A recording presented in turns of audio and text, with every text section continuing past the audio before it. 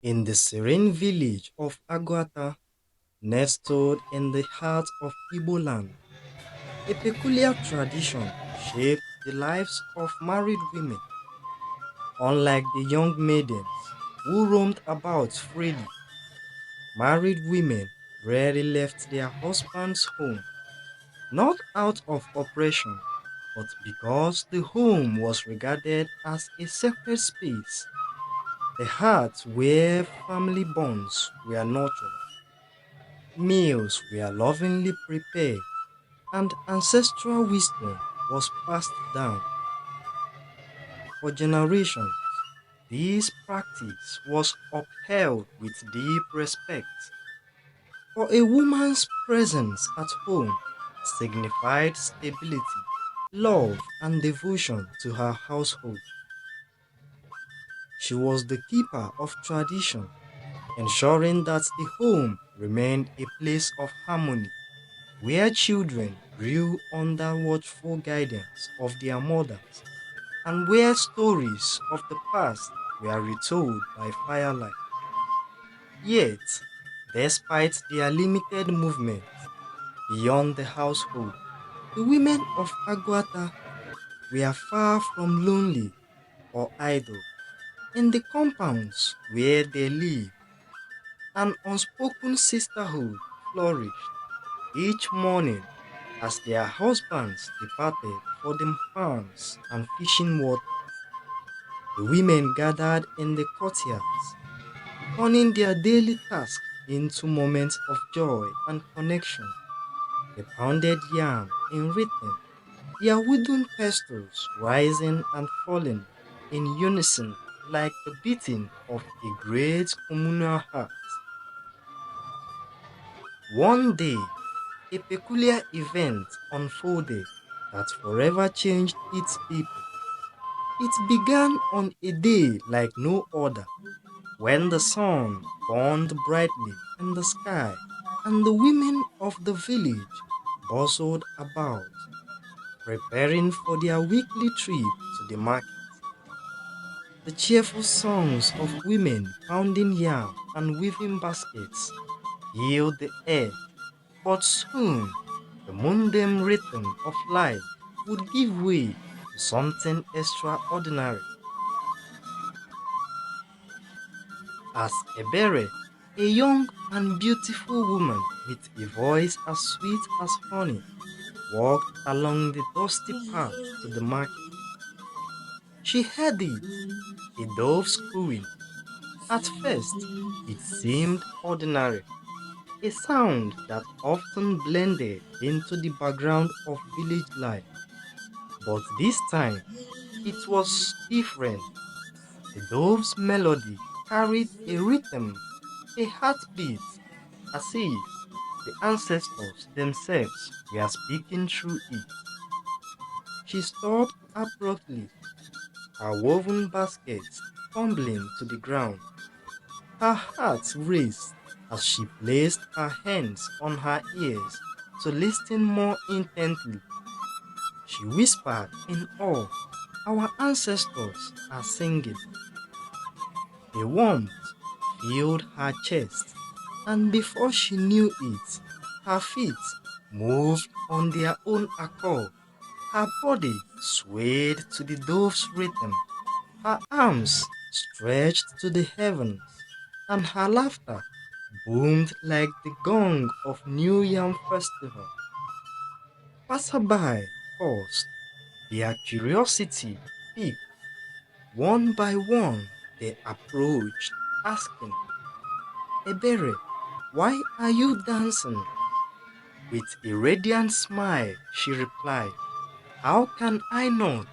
The ancestors are singing for me. To stand still would be to dishonor them." Word of Ebere's dance spread swiftly, carried by the market-bound women and echoed by children playing under the shade of mango trees. Soon, a crowd gathered at the crossroads, women of all ages, drawn to the spectacle. Ebere's movements were irresistible. Among them was Adora, the eldest woman in the village, whose wisdom guided their traditions. She watched silently at first, her weathered face lit with a knowing smile. Ebere, my child, she said, are you certain this is the voice of the ancestors? Ebere's laughter tinkled like the streams of Aguata. Nay, do you not hear it? The dove is their messenger, and its cooing is their song. Dance with me, let us honor them together. Dora nodded solemnly, then clapped her hands in time with the dove's melody. One by one, the women joined in, their vibrant wrappers swelling like rainbows. The sound of their bare feet on the earth became a drumbeat, harmonizing with the dove's tune.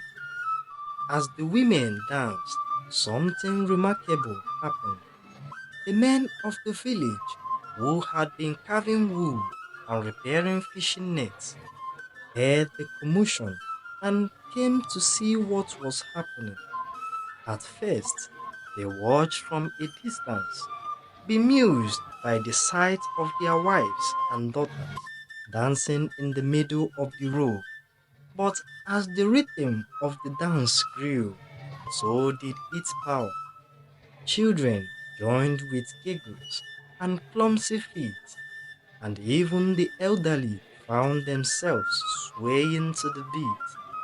The entire village of Aguata became a living, breathing celebration of life, unity, and heritage. The dove perched on an ancient Iroko tree seemed to watch with approval. Its song grew louder. Nkem stood amidst the crowd and began to recite.